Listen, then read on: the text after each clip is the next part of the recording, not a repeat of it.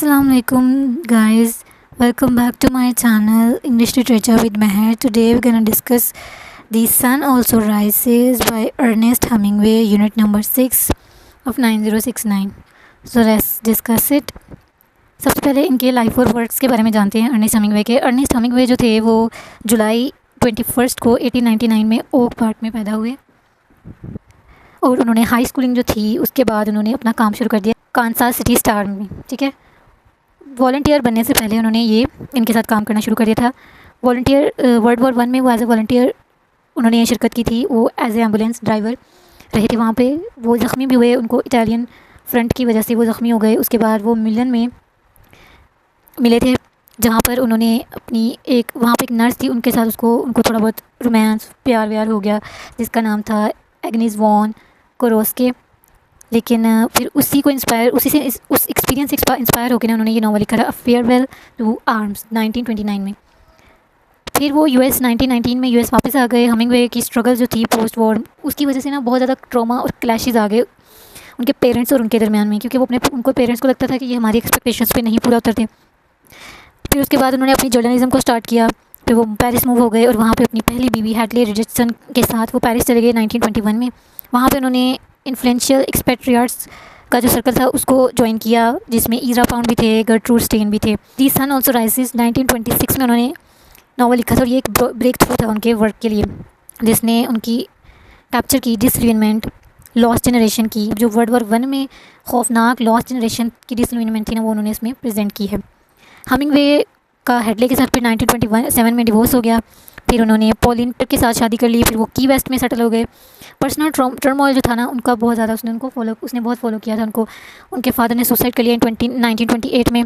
फिर उनका अफेयर चला विद मार्था गैलहॉर्न, जिससे उन्होंने इंस्पायर होकर शादी कर ली 1940 में। और जो पॉलिन थी ना, जो उनकी सेकंड वाइफ थी, उसको डिवोर्स दे दिया। उन्होंने अपने एक्सपीरियंसेस और स्पेनिश सिविल वॉर को कवर करके ना उन्होंने एक पब्लिश किया अपना writing for whom the bell tolls in 1940।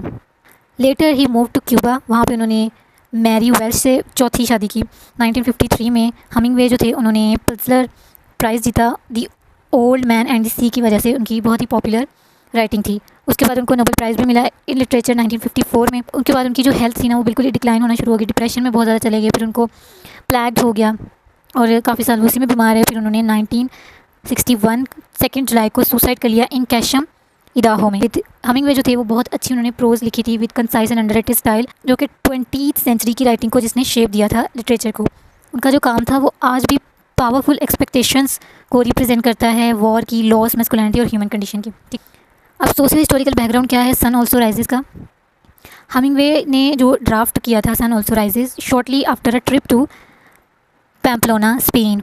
वो अपने ग्रुप के साथ, अपने फ्रेंड ग्रुप के साथ गए थे वहाँ पे, जो कि डायरेक्टली इंस्पायर है एक उसके कैरेक्टर से। ठीक है, most notably lady Brett Ashley, जो कि लेडी डफ ट्विटसन बेस्ड है। ठीक है, ये जो नावल था इसने मिरर की रियल इवेंट्स को ये मिरर करता है। अब world war 1 and it's aftermath. ये जो सन ऑल्सो राइजेस है ये बेशक एक वॉर के ऊपर लिखा गया है लिटरेचर, और ये बहुत सारे इमोशनल स्कार्स को बताता है कि जो कि वर्ल्ड वॉर 1 के बाद रह गए थे, specially fracture scene of masculinity जो कि रह गई थी, जो कि हो गई थी।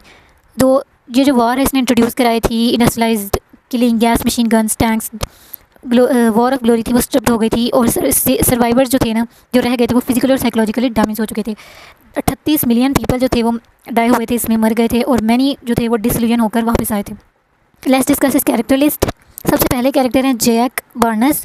ये एक अमेरिकन नरेटर हैं जो कि एज ए वेटरन वॉर रह रहे थे पेरिस में, इमोशनली वुंडेड और इम्पोर्टेंट हैं वर्ल्ड वॉर 1 की वजह से। जैक जो थे पैसिव ऑब्जर्वर थे क्योटिक सोशल सर्कल में, और उनका जो लव था, उनका जो प्यार था उनको, वो थी ब्रेट एशले, लेकिन वो उसको कभी भी हासिल नहीं कर सकते थे। ये हाईलाइट करता है इमोशनल कॉन्फ्लिक्ट और उनके डीप सेंस ऑफ लॉस को। सेकंड कैरेक्टर है लेडी ब्रेट एशले, एक beautiful free spirited British women है। दो शी लव जैक, लेकिन वो ना उसकी साथ रिलेशनशिप में नहीं रह सकती थी क्योंकि जो जैक है वो डिसेबल हो चुका था। उसकी जो इनएबिलिटी थी ना, मतलब वो इनएबल था लेडी ब्रेट के लिए। तो इसकी वजह से वो कांस्टेंट अपनी जो रोमांटिक फीलिंग्स और उसके प्लेयर के लिए वो डिफरेंट लोगों के साथ रिलेशनशिप में रहती थी। रॉबर्ट कॉन एक वेल्दी अमेरिकन राइटर है और आउटसाइडर भी है इन द ग्रुप, जो कि जूइश भी था और नॉन वेटरन भी था, और वो आउटडेटेड रोमांटिक आइडियल था और वो एक बहुत बड़ी मुसीबत बन गया था ग्रुप के लिए। बिल गॉर्टन कौन था? जैक विटी, लॉयल फ्रेंड, ठीक है, उसका वेटरन फेलो भी था। बिल यूज़ करता था humour to mask emotional scars, ठीक है ना, मतलब जो लोग ज़्यादा हंसते हैं, वो सुना ही होगा आप लोगों ने कि जो ज़्यादा हंसते हैं मुस्कुराते हैं वो अंदर से बहुत ज़्यादा परेशान होते हैं। माइक कैम्पबेल कौन था? ये एक ड्रंकन फियांसी था ब्रेट का, जो कि स्कॉटिश वेटरन था और टूटा हुआ था अंदर से, जेलस था, बहुत ज़्यादा जेलस होता था, उसका जो टेम्पर था ना बहुत हाई होता था, इनसिक्योर रहता था ब्रेट की इनफिडेलिटी की वजह से और अपनी फेलियर की वजह से। पेड्रो रोमजो कौन था? A talented young bull fighter था जो कि इम्बॉडी प्योरिटी, स्ट्रेंथ और पर्पस को दिखाता है। रोमेरो का जो पैशन था वो डिग्निटी को कंट्रास्ट कर, वो जैक्स का जो क्राउड था ना उसको शार्पली कंट्रास्ट करती थी। मोंटोयो कौन था? एक होटल का ओनर था जो कि बुल फाइटर प्यूरिस्ट था, वो रिस्पेक्ट करता था जैक की, उसकी अप्रिसिएशन की कि वो किस तरह से सब प्रोटेक्ट करता है रोमेरो को फ्रॉम करप्शन। फ्रांसिस क्लाइन कौन की मैनिपुलेटिव पॉसेसिव गर्लफ्रेंड थी फ्रांसिस, और ये एक इन्फ्लुएंसर थी और ये बहुत ज़्यादा जेलस और झूठ बहुत बोलती थी। काउंट मीपी पॉपुलस एक वेल्दी एक्सपीरियंस ग्रीक नोबलमैन था, काम था, स्टेबल था और लाइफ को अप्रिशिएट करता था विदाउट जेलसी और इमोशनल क्योज की, ठीक है। और ब्रेट का एक और लवर था। विल्सन हैरिस कौन था? ये किंग था ब्रिटिश वेटरन का जो कि जैक और बिल से मिला था फिशिंग ट्रिप। एक जॉर्जेट कौन थी? एक प्रोस्टिट्यूट थी जो कि जैक को ब्रीफली एंटरटेन करी थी। बेल मोंटे कौन था? एक एजिंग बुल फाइटर था जो कि रिक्लेम करता था पास्ट ग्लोरी को, ठीक है। और faded success symbolizes the lost ideas of Jake's generation. Harvey Stone कौन था? एक ब्रोक अल्कोहलिक गैम्बलर था, ठीक है, इंटेलिजेंट भी था लेकिन सेल्फ डिस्ट्रक्टिव था, टूटा हुआ था बहुत ज़्यादा अंदर से, और वो ग्रुप के अंदर ना बहुत ही बुरा वाला जो मजाक है ना वो करता था और अपनी जो उसका जो सेंस ऑफ डेस्पेयर था, उसकी जो मायूसी थी वो उसको शेयर करता था ग्रुप में। तो let's discuss summary of the sun also rises by Ernest हमिंगवे।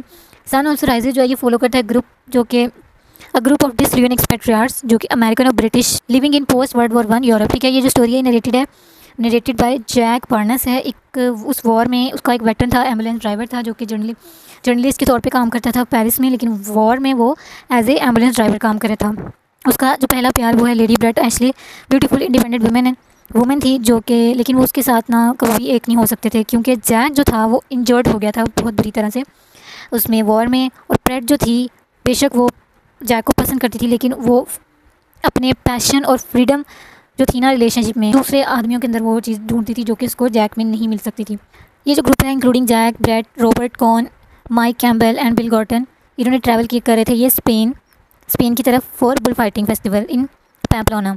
वहाँ पर टेंशन बढ़ती है स्पेशली ब्रेट के अफेयर की वजह से जो कि यंग बुल फाइटर को के साथ उसका अफेयर चल जाता है जिसका नाम था पेड्रो रोमरो, ठीक है। ये जो कैरेक्टर है ये इसकी ज़िंदगी जो है ना वो बहुत ज़्यादा ड्रिंकिंग करना, शराब पीना, फेयर रिलेशनशिप, जेलसी, इमोशनल जो खालीपन है ना उसके इर्द गिर्द घूमती थी पेड्रो रोमरो की, ठीक है। हमिंगवे पोर्ट्रे करते हैं लॉस्ट जनरेशन को जिनकी ज़िंदगियाँ वॉर की वजह से ना शैटर्ड हो गई थी, ठीक है। इसकी वजह से उन्होंने इसके थीम्स क्या क्या रखे? Aimlessness, escapism, broken masculinity, destructiveness of love वगैरह, ठीक है। उनके कांस्टेंट सर्च ऑफ मीनिंग के बावजूद भी ये जो कैरेक्टर थे ना ये अपने आप में कुछ ना कुछ उनको मिसिंग नज़र आता था और वो डिससेटिस्फाई ही रहते थे। इसका इसकी थीम्स, सबसे पहला इसमें थीम कौन सा यूज़ किया गया है? दी aimlessness of the lost generation. ये जो मतलब जो कैरेक्टर है ना उनकी ज़िंदगी कोई डायरेक्शन ही नहीं है, वो बहुत सारे ट्रॉमा से गुजरे हैं, मतलब वो अल्कोहल शराब पी रहे हैं ट्रॉमा की वजह से या सुपरफिशियल प्लेयर की वजह से वो बहुत ज़्यादा ट्रॉमा में है इस जंग में। सेकेंड इसका थीम है वॉर एंड डिसलियनमेंट। वर्ल्ड वॉर 1 जो थी उसने डिस्ट्रॉय कर दी थी आइडियल्स ऑफ हीरोइज्म, पर्पस वगैरह को, जैसे veteran like Jake, Brett, Mike. जब ये लोग वापस आए थे ना जंग के बाद तो ये इतने मतलब एज ए प्राउड सर्वाइवर नहीं आए थे बल्कि इमोशनली ब्रोकन और जो बिल्कुल ही अकेले रह गए होते हैं, बहुत जिन्होंने स्ट्रगल किया है, जो ज़िंदगी के मायने को ढूंढ रहे हैं। थर्ड इसका थीम क्या बताया? Mail insecurity. नॉर्मली भी यही होता है कि जो मैस्कुलिनिटी है वो एक चैलेंज होता है, ठीक है। जैक की जो जंग में इंजरी हुई उसके बाद वो इंपॉर्टेंट हो गया था कि बरक्स जो थी ब्रेट वो अडॉप्ट करती थी ऐसी ट्रेड्स के जो मैस्कुलाइन है ना, मतलब जो मर्द है वो उसकी तरफ अट्रैक्ट हो। चौथा क्या था? एस्केपिज्म। ये जो कैरेक्टर है ना ये बिल्कुल भी स्केप नहीं है, मतलब बहुत ज़्यादा इनर पेन इनको हो रहा है, ये अंदर से टूटे बिखरे हुए हैं, ट्रैवल कर रहे हैं फिर भी ये अंदर से सेटिस्फाई नहीं है, शराब पी रहे हैं और रिलेशनशिप इधर उधर बनाने की कोशिश कर रहे हैं लेकिन फिर भी इनका रिलेशनशिप ना तो चल पा रहा है क्योंकि ये अंदर से बिल्कुल टूटे हुए हैं, ठीक है, और वो स्केप चाहते हैं, ठीक है। So it was all about the sun also rises. अगर आपको ये स्टोरी पसंद आई है, मेरी वीडियो अच्छी लगी हो तो please like, subscribe and share. Thank you so much for watching.